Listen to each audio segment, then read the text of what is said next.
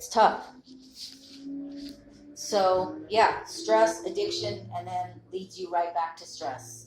So any ideas in terms of how you can manage that? Exercise, sleep, good diet. Try to be positive in your thought process. Don't always try to gaslight yourself like you're not doing enough, you're not like accomplishing enough. You have to give yourself that time to like, today I suck, you know what I mean? And just let it be, stuff like that. So but it's it's a big thing. You have to do all of the steps. You can't just do one of them and hope it makes it better. Exactly. Yeah, it's the effort that we put in, right? So here we have the main thing, and who knows where it comes from. People have all sorts of theories. Some people have conspiracy theories that it's intentional. I don't know. I'm going to get into different perceptions too. So I really don't know. So I tend not to have those debates with people. So stress, and then stress leads to addiction because that's people's go-to to avoid, because most people are avoidant and they want to avoid stress. They don't realize that as a result of their addiction, they just create more stress, and that certain businesses and entities capitalize on that addiction and get rich over it. So there's some greed behind it. Can we change that collectively? I believe so. Even if it is intentional, collectively, I do think we can change those things. So what you were talking about basically was what we talked about in class on Wednesday. So if we are here to learn to love ourselves, self-love, liberate ourselves, right? Liberate ourselves and value ourselves, the things that you just mentioned are those things. So we learn to take care of ourselves. Even in the midst of stress. And how do we do that? We set boundaries with people who suck the life force out of us. It seems easier said than done, right? Yeah. So it's kind of like this is the goal, right? This is the goal of this reality. And the universe shows us when we're not loving ourselves, when we're not liberating ourselves, and when we don't value ourselves. This whole self-love thing has kind of gotten a little fluffy because it's not, some narcissists have ran with that in a different way, making it more about the I do what makes me happy, even if it upsets other people. That's not really self-love. Self-love is more self-care. It doesn't have to be at the expense of somebody else. It's kind of like mutuality. And I have a blog about that I will read to you. We even have a relationship with the earth. So if we have a bottle of water and we need a container for our water and the earth supplies that in terms of materials, right? And then we just throw it back and have no regard. That's not a mutual relationship, and that's not self-love. Because when we have self-love, then we love and respect ourselves and all things. Yeah. When we just say we love ourselves and we have no regard for other things, that's not really self-love. That's just more trauma and perpetuating a problem. So we have stress. That's undeniable. We have reached a compression point of stress. I would say people are more stressed than I've ever seen them. We're going to see all sorts of things as a result of that. When people don't know how to manage that stress, they're going to reach for some sort of an addiction, and there are many. And if they don't take care of themselves and they continue to buy into these belief systems, then that stress is just going to continue until there's a breaking point. And so then that leads us down the road into boundaries and all these other concepts that we've discussed. And we've seen even in our class on Wednesday nights, we see a person who is giving and giving and giving and giving, And his own body is starting to give out as a result of that. Because our body will give us signs. The universe will give us signs when we don't do these things. So it's not that the universe is punishing us. A lot of people will think the universe is punishing them. Why am I in this situation? And that's that victim mentality. Well, they're in that situation to show them where those things aren't happening. So sometimes it might be they lose their job, or people are being hateful to them, or they get into a situation where they have to take a class like this, or they're so stressed out that they're not paying attention to certain things. And that's the message, is where are you not taking care of yourself? Where are you not liberating yourself? And where are you not valuing yourself? And when you have trauma, that can be really hard, because you may not believe that you're worthy of doing those things. And when we come from a place of lack, which most of us do, we give our power away because we want people to accept us and like us, which is the main addiction. We don't want to be alone because we're biologically wired to be with other people. And that's where it gets complicated. So we want connection. But that connection has to match you. So there's judgment and there's discernment. Do you guys know the difference between those? I don't know discernment. So there's judgment and there's discernment. They can somewhat look similar to some people. You've never heard of it? Mm-hmm. Discernment is what we're going for. Judgment is what we want to leave, because all judgment is self-judgment. That comes from our trauma. So if we are judging something, it's coming from shame, it's coming from social conditioning, it's coming from our trauma. If we are discerning, then we are trying to figure out something using contrast. So contrast is day and night, right? Yeah. So if you have night, you have to have day. Mm-hmm. It's the duality. If you have good, you have evil. If there's bad, there's good. If there's right, there's wrong. Even though we're trying to transcend and move out of duality, but the duality serves a purpose in terms of learning. The duality serves a purpose so that we can see what's going on. That's the discernment, so that we're able to figure out, is this person genuine or is this person lying? That's discernment. When we're trying to discern and get information about a situation or a person. Truly, we're all energy. And so our words don't always match our actions. And that's why you have to have discernment and intuition. If you meet somebody and because narcissists are great at this. Yeah. They are great with first impressions. They're great with love bombing. They are great with making you think that they are a certain way that they actually aren't. Yeah. If you didn't have discernment based on your trauma and your situation or experiences with them, then you would just get into that situation again and again and again and again. So discernment is kind of your best friend, so to speak, and your intuition, where you can step back and say, wait a second, is this person for real?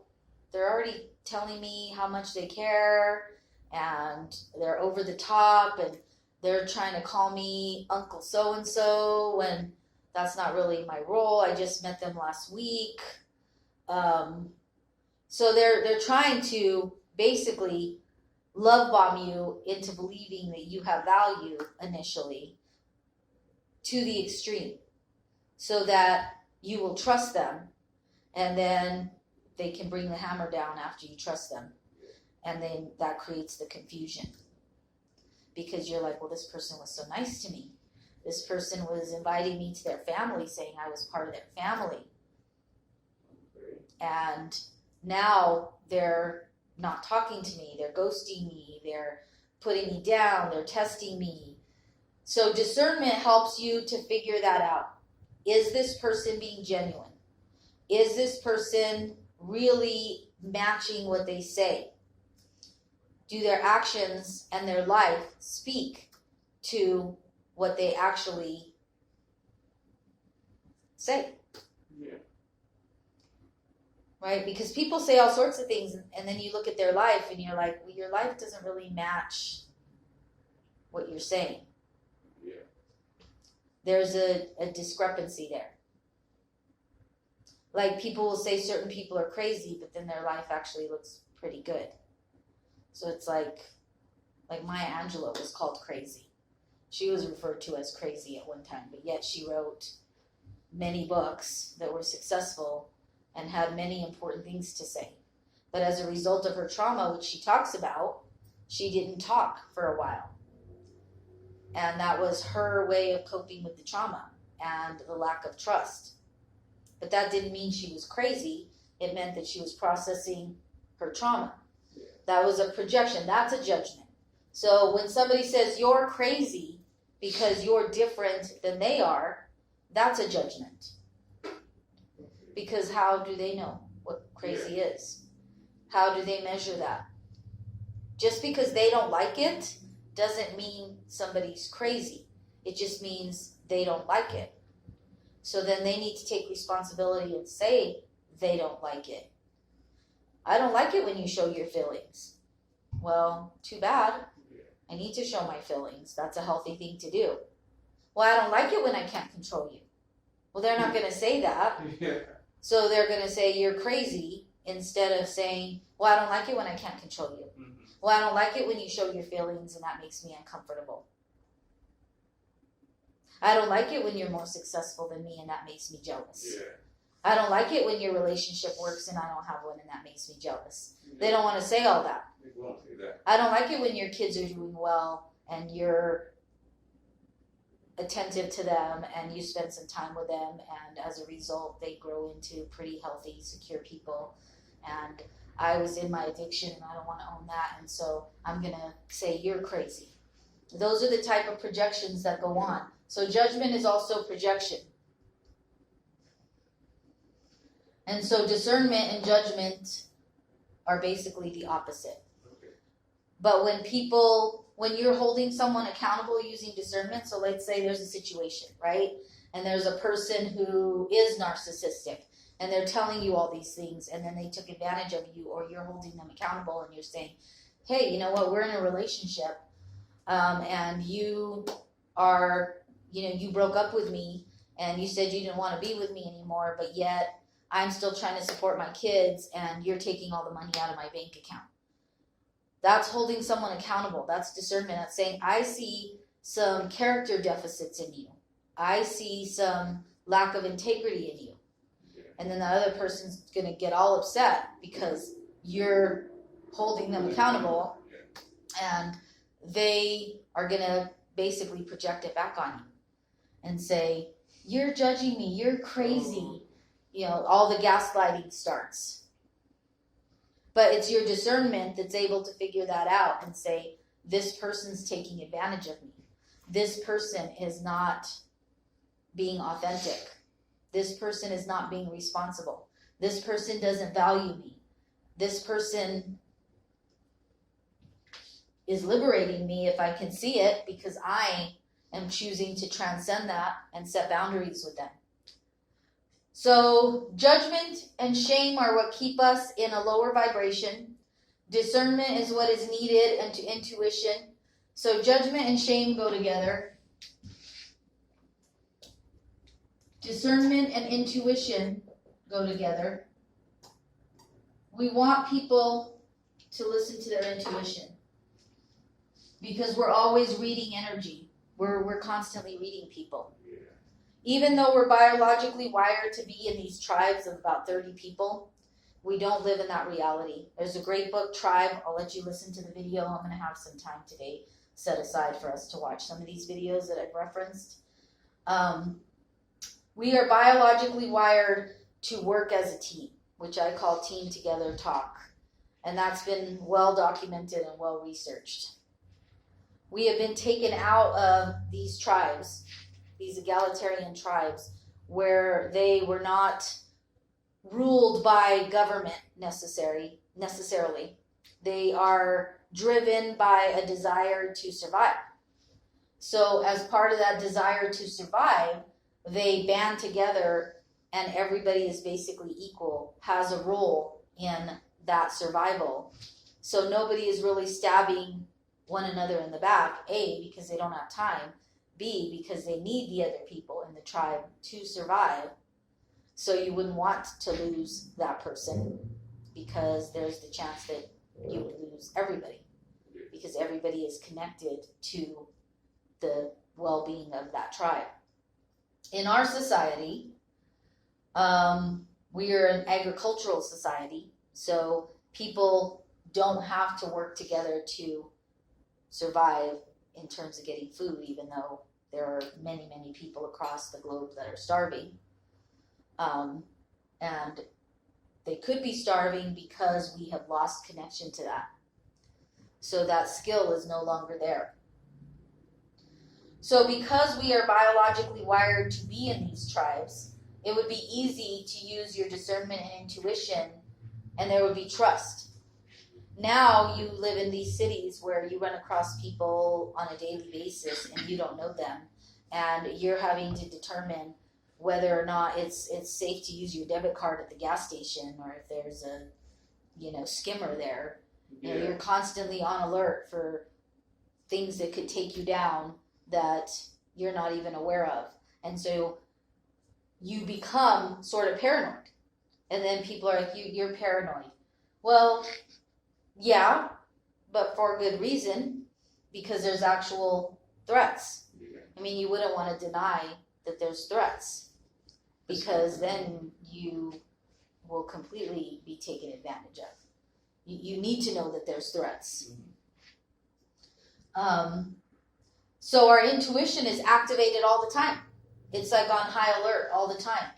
So can we overreact to situations? Yeah. Can we misread situations? Yeah. Because you're in constant fight or flight. That's what fight or flight is. That's the adrenaline. That's the stress response. When I go get gas, is my card number going to be red? Or do I need to go out of my way to get cash, to go get gas, to walk into the gas station, to then get gas in my car and take all these extra steps to protect myself? So people think that they have to protect themselves from everything now because everything's a threat. The virus is a threat. The skimmer at the gas station is a threat. Someone might have a gun in their car, and if I turn in the wrong direction, that's a threat. If somebody looks at me cross-eyed, that's a threat. If somebody takes my child from me because they have no boundaries, that's a threat. If somebody gets into my business on Facebook and stores that information to hurt me later, that's a threat. If somebody's in my family drama, that's a threat. If somebody's telling on me at work, that's a threat. If I react because I'm in a mood that day and somebody thinks that's crazy and they turn me in just because I had a moment, that's a threat. Everything's a threat all day long. Yeah. Looking at your bank account. Did anybody hack my bank account today? Let me look at it 12 times. Did anybody, take my card number? Did anybody say something to get me in trouble at work behind my back? Am I going to come home to chaos because someone else is stressed? So we're in constant fight or flight as a result of those. Do I have my mask on? Did I lower my mask at the grocery store and now someone's pissed off at me? If I went to the grocery store one day, I don't even know what I did. This was like months ago. I literally went into Albertsons. It was raining. Came out with my bag of dinner stuff, got into my van, and this couple was flipping me off. And I was like, did I do something? And I was like, did I not wear my mask right? And they were following me around the parking lot. I'm like, I don't know what's going on. I'm completely oblivious to what's going on. But it's a threat. So you're like thinking back, filing through your mind. You're like, was it raining and did I cut them off on my way to the parking lot accidentally? Did I not wear my mask right and they got pissed off? Did I bump into them in the aisle and I just wasn't realizing it? Did I not social distance appropriately in the line? Like, why are they pissed off that they're following me through the parking lot? Because I was like, I have no idea what this threat is. And so you're having to like digest all of that all day long. So your intuition is way overactivated and your discernment is thrown off, and then people are like, you can't react. You need to be calm all the time. And it's like, how? How can you reasonably expect somebody to be calm all the time when there's constant, now people are even more activated. They're like, oh, did I touch the railing? Did I get COVID? Did I wear the same mask I wore yesterday? Did I not wear it right? Is someone going to attack me at the store and start yelling at me? Did I say something about the vaccine? Did I not say something? Did I say something wrong? Yeah. That's everyone's state of mind and being right now. They're like, oh, I shouldn't say that. I better not say that. I gave too much information. I didn't give enough information. It's like, you're damned if you do and you're damned if you don't. I don't even like hearing about that stuff. Like, it just makes you like, I feel like everybody stresses themselves out over it for no reason. Like, Yeah. And then now, like, with all the color saying that you're not going to do anything without your, like, the little card and anything. Mm-hmm. When I went to, like, get my surgery a couple weeks ago, the nurse was like, oh, have you got your shot? And I'm like, no. She's like, you should get it. And I'm like, I mean, if I want to, I'll get it. I'm like, you told me to. Mm-hmm. And she's like, bringing me paper. She's like, oh, here's $100 if you do it. Like, you should do it. And I'm like, I don't need $100. Like, just go get a shot. And she like kept forcing me, like telling me like, you should go get it. You should go get it. And like even before I went in, she's like, you gonna get your shot for $100? I'm like, oh, you're gonna make me not want to get it now. Sure. Like, Yeah, it makes you start wondering why why there's you so pushing much so pressure. hard? What is the pressure Yeah. resulting from? Yeah, there's paranoia everywhere. And then people want to point the finger. And then now it is, do you have your card? Oh, God, I got to leave my home with my mask, my card, my everything, and make sure I'm paying attention to everything. And then people somehow have time to pay attention to other people. So they can't even manage themselves, but then they're micromanaging everybody else. And I'm like, so you're already in an activated state. You're already in stress and having a stress response. And now you're going to react to everyone else and what they're doing or not doing. Yeah. That's why I want to live in a bigger city, because New Mexico, everybody dogs here for no reason. That's like they have too much time on their hands that they are looking at other people instead of just minding their own business. But if you go to like Denver and New York, nobody gives a F about what you're doing. They don't care about you. You just do your whole life, invisible. I love that. Mm-hmm. New Mexico, they'll sit there at the table. Who's just gonna come in the restaurant, bro? So it's crazy. It's like, Maybe it's just because of how this place is, like everybody's kind of just like sketchy about everything. yeah, exactly. Yeah, it's the biggest small town. Yeah. Like everyone I went to high school with 30 years ago is still like in high school. It's like, okay, high school's over. People don't Move want on. you here. Yeah, they don't. Exactly. Yeah, and they love to be nosy and in everybody's business, and everybody knows everybody, and certain people dominate certain entities and businesses and establishments, and it's hard to get away from. And then they don't even like or go on your statuses, but then when you meet up with them, they're like, I saw you were doing that. So they'd be checking out your life all the time. Yeah. But they're not communicating with you. Oh, that's weird. It is weird. I've had that experience too, where they're like, "Oh, you were in New York, or you," and I was like, it's like, you didn't like that. What are you talking about? Yeah. You talk to me about that. What are you trying to get into my life and stuff? "It's like you So sure were looking then, I guess." Yeah, All right. So what message does that send? Probably jealous. Just jealous. A lot of times that's the case when people. I often tell people, you're actually attractive if nobody likes your picture, Yeah. because then they're doing it on purpose. Yeah. I'm like, if 2 people liked your picture, it means you're actually attractive. It's like I seen this post, like it's kind of like a relationship thing, but it's like whenever your girl posts a picture, you get like 200 likes, but she posts a picture of you and it's like 20. Oh, it's serious. That's serious. That's a real thing. Mhm. She'll post a picture by herself, she gets like 200, and then she posts a picture of you and it's like 20. Yeah. It's like, All the there's all guys that that were liking the Yeah. picture, like, I don't want He's that like, guy. the likes, That should be me. all guys, you're like, Yep. Yeah. That's so true. And if you're in a relationship or you're married, then most people aren't even going to like your picture in general, because Yeah. girls are going to be upset because they want to be married, and Yeah. guys are going to be upset because you're not It's like, available. that's why I don't know.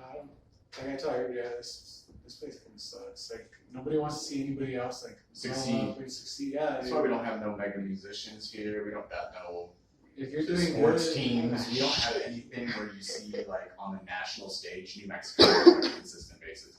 New York, LA, California, all those places have mega artists, mega people succeeding. It's because they You actually go like, there, hype each other up and they like do, support they each are other. punks. Here, it's not They don't done even like deal with people that aren't like pushing themselves. Other people in like California, for instance, like if you aren't hustling, you probably don't have a lot of friends because a lot of them are like active and they're like killing it. Here, it's just everybody wants everybody to fail. Yeah, like Yeah, it's an if energy. You're doing good. They get jealous and then they're like Start trying to- beef. Yeah, exactly. Like, It's crazy. it's ridiculous. That's why I don't want to live here. Like, Yeah, I actually was posting like my blogs and stuff on social media, and I just stopped. I closed it because all it was attracting was people from my high school or people looking, and I'm like, okay, this isn't for you to judge me or you to do whatever it is that you're doing, which I could speculate. It's me sharing information that I've studied. If you're interested in it, look at it. If not, but a lot of people love to gossip. They like to be nosy. They like to do a lot of that. Oh, you were doing this or that. And it was like, okay, well, you were If you tell looking me. apparently, but acting like you weren't looking. I don't understand this mentality. Yeah, we've been talking for months. How do you know about my life? It's crazy. Yeah. So it kind of goes into those Lego towers that I was discussing. You're either constructing or you're destructing. I would say that the energy and the climate in this culture here is destructive. Yeah, it is. Yeah, I worked in the schools for years. I even abandoned my I have some retirement in there. I did it for, 20 plus years and I just couldn't do it anymore. I was just talking to a client before who's a teacher. He's like, this is ridiculous. And I'm like, yeah, it's not worth it. And I've had other friends leave certain professions that are similar. It's such a hostile, toxic work environment. And then here, people dominate certain things. And so I've kind of found my own little corner here that's, a business where that's valued. Yeah. That you actually are good at what you do. Because in those settings, you don't have to be good at what you do. You just have to know somebody. And you have to stay on their good side. It's very codependent. So it's like you have to stroke their ego. And you have to be lesser than they are so that you can buddy up next to them so that you can keep your job. And I'm not willing to play that game. That's not a game I want to play. My daughter lives in LA. She's an attorney. I had her as a teenager. She's done really well. I wouldn't say people are happy for me with that, and that's okay. But yeah, she doesn't deal with the things that I deal with here.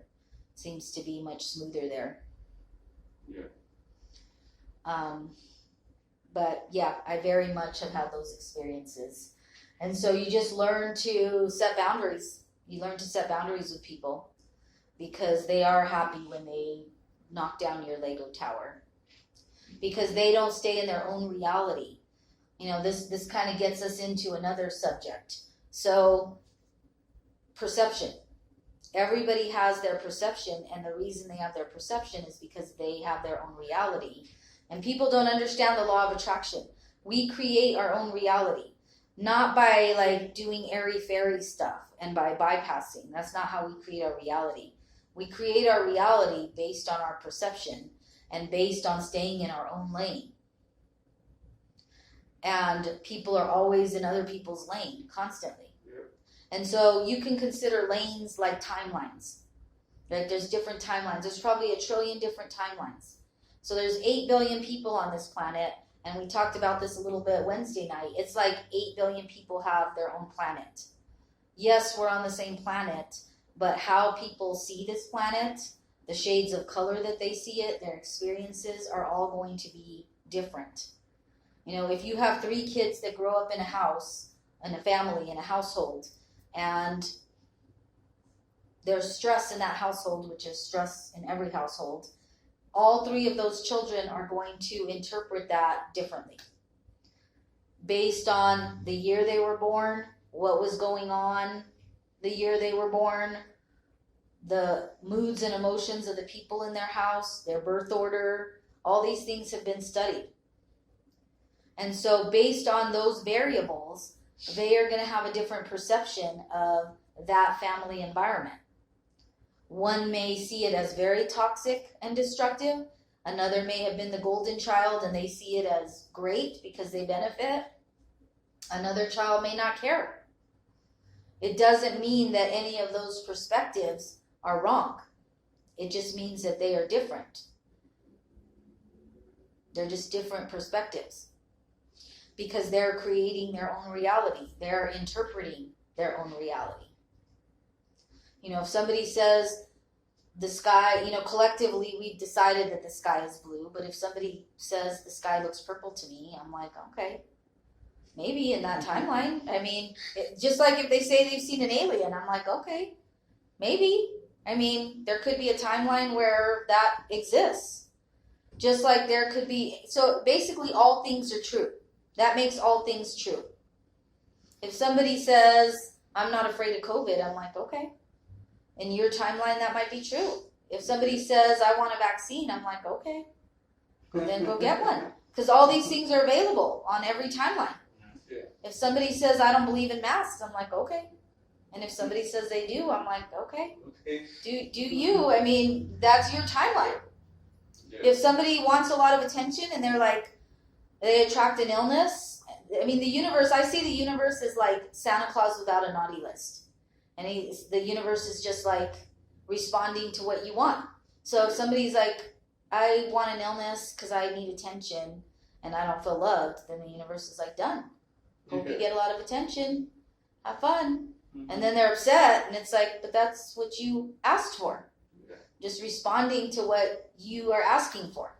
You said you wanted a lot of attention. You wanted a way to manifest that. Here you go. Or you want to avoid going to work, or you want to avoid whatever. Here you go. What they asked for. Yeah, and on that timeline, it's real for them. That's like that might not have been what you're asking for or what you meant, but I mean, it's got you what you wanted. That's the vibration. Yeah, that's the interpretation of the universe saying, well, you're vibrating this. This must be what you want. And then they're like, no, that's not what I want. I pray for it to go away. But it's like, but that's what you were vibrating that you wanted. You wanted to avoid things. So the universe gave you a bunch of things to avoid because that's what you want to do. Or you want a lot of attention. Here's some ways you can get attention.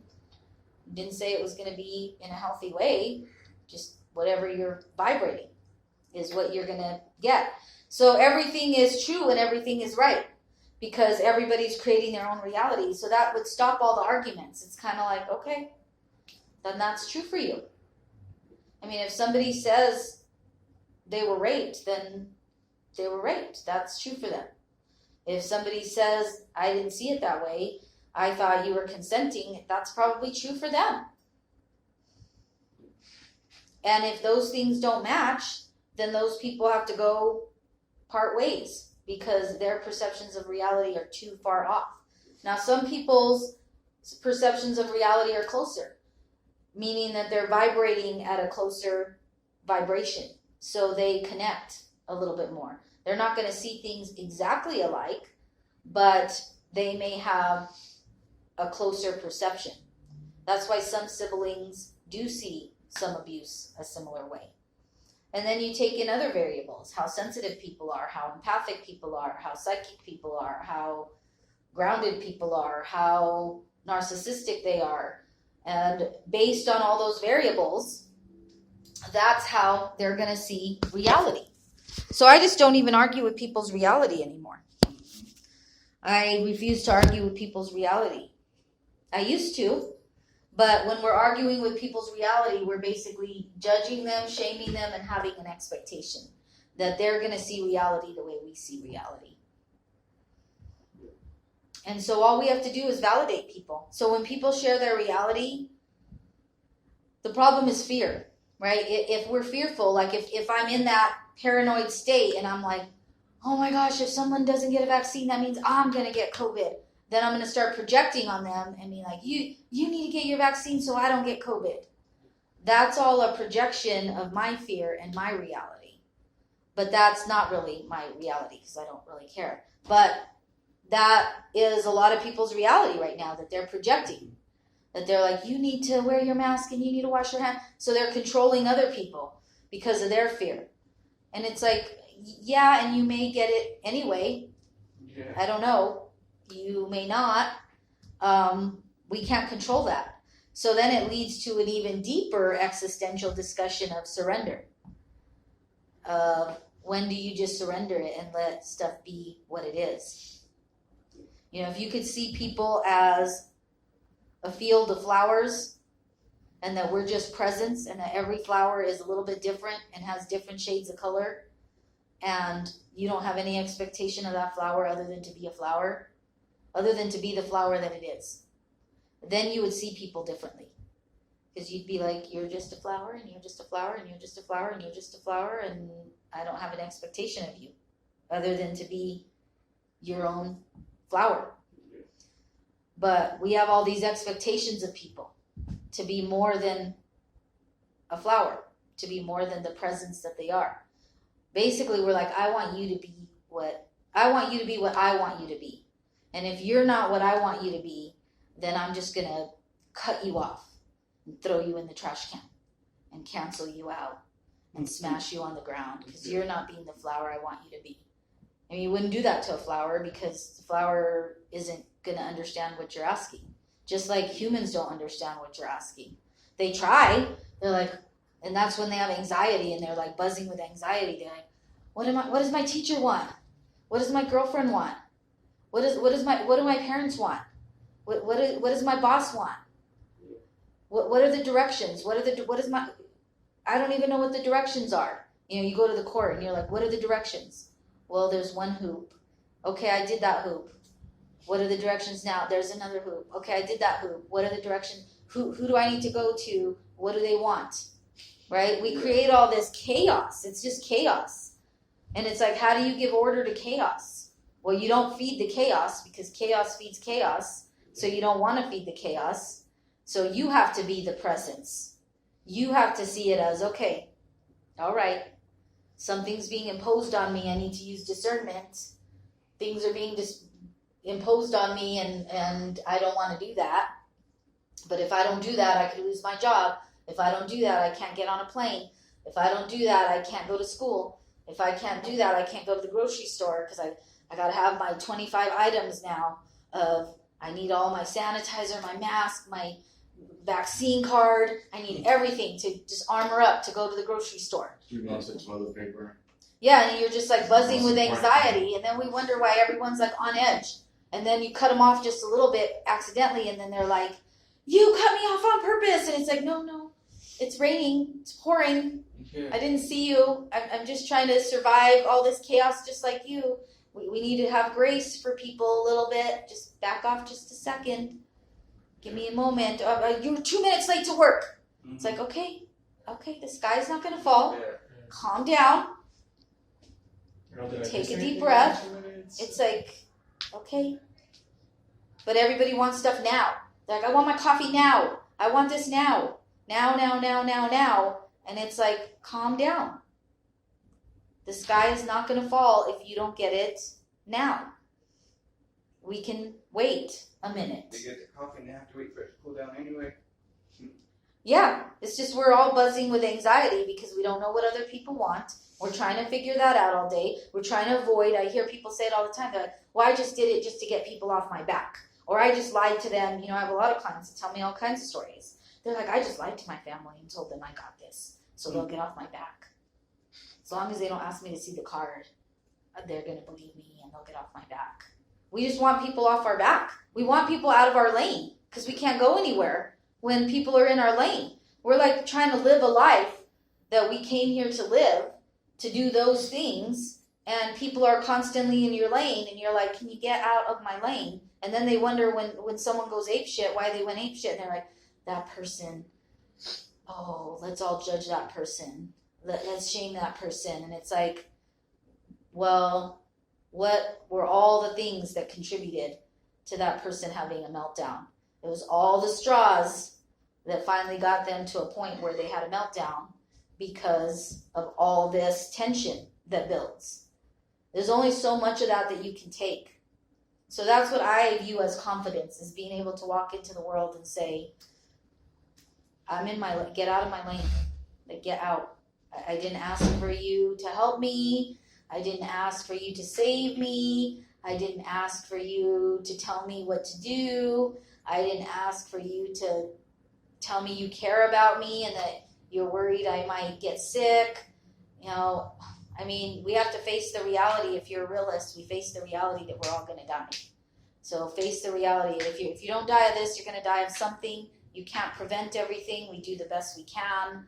That codependent stuff is when we start getting into this. Well, if you don't do this, then it affects me. And there's some good arguments. I mean, because people have said, oh, well, does that mean that you don't tell people about seatbelts and enforce that, or texting and driving? I'm like, no, I do believe education is important. We inform people. If you wear a seatbelt, these are the statistics. If you don't speed, these are the statistics when it comes to an accident. If you don't drink and drive, these are the statistics. We give people true and accurate information, and we educate them, and we don't censor it. Maya Angelou's books were censored. It's like, why are her books censored? It doesn't make any sense. Like in Canada, they want to censor everything. It's like, why are we censoring information? Give people information. That's why people are confused. If they could rely on the information that they're being given, then they wouldn't be as confused. So just tell people these are the steps you take to avoid a virus to the extent that you can. And be clear and transparent about what's in vaccines that causes some people to feel concerned. And give them accurate information, and then they can decide.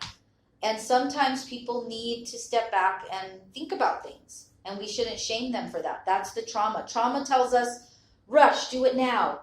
Run out and make a decision. And then all of a sudden you rush and make a decision, and it's typically a decision that you're going to regret because you did it in a time of turmoil and stress.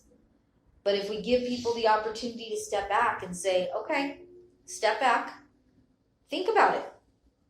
You do you. You stay in your lane. And if you decide that that's something that works for you, do it. If you don't, then don't.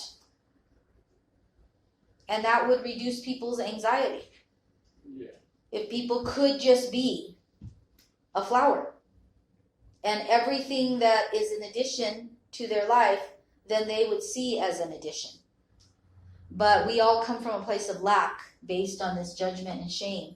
So as a result of that lack, we want to fill it with something outside of us. We want to say, well, I need this relationship. And then when I get this relationship, I need you to be this way. Or I need this job, and when I get that job, I need this job to be this way, to meet my need.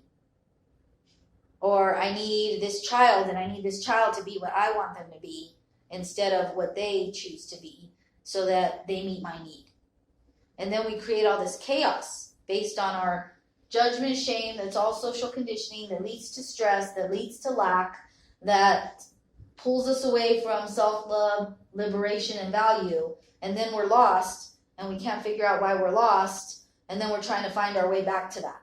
All stressed out. And we're trying to find our way into our own lane, and then we're trying to put all these boundaries up in our lane and saying, like, get out of my lane. I'm trying to heal. I'm trying to figure out what should be in my lane. I'm trying to figure out who I am.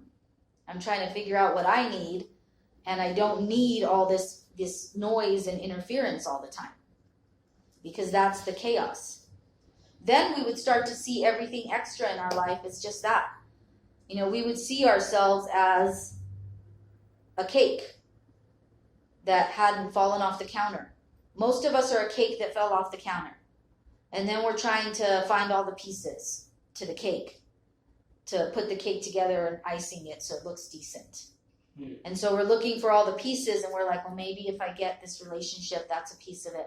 Maybe if I have this kid that is going to be perfect in the world and gets to be an image of me, and I get to live vicariously through them and put all this pressure on them, and then I get to post on Facebook how amazing they are, and then people will either be jealous or they'll like it, and then I'll have feelings about it, and then I just create more chaos. Instead of just enjoying the child that you have for the child that they are, instead of trying to find your piece of the cake that gives you value. And then they learn to have their own value. And then when we live that way, where our cake doesn't fall off the counter, then anything extra we're grateful for, because that's just extra. The icing is extra. It's not there to hold the cake together. Yeah. It's actually there as extra. And any sprinkles you put on it are extra. So then we start valuing people instead of devaluing people. This is the whole cycle of devaluing people. Then we start valuing people and we start saying, thank you for inviting me to this and thinking of me. Thank you for including me in this work meeting, instead of the work meeting being like a pain in the ass and people asking ridiculous questions and trying to show off and trying to be the best employee of the year and employee of the month or whatever. Then it's like, oh, okay, thank you for including me in that, so that we can team build and we can create healthier work environments, healthier family units, healthier worlds, healthier cities, instead of all this garbage and toxic stuff that we create. Does that make sense? Yeah. Mhm. Yeah. Yeah, jobs need to stop basing success on spreadsheets, bro. Like metrics. They always say, you're successful if you're at this. You know what I mean? And you're like, I'm not a number. I'm a human being. Mm-hmm. Yeah, if you produce this, then you have value. Or if you saw this many customers this month, you have value. If you, so I wanted to give you guys this thing on the prices of nice, because there is a price to it, and it's a negative price. I only made 3 copies, so I'll get you a copy. And then this is the best anxiety inventory, so that you know how much anxiety you have and how all of these things affect you.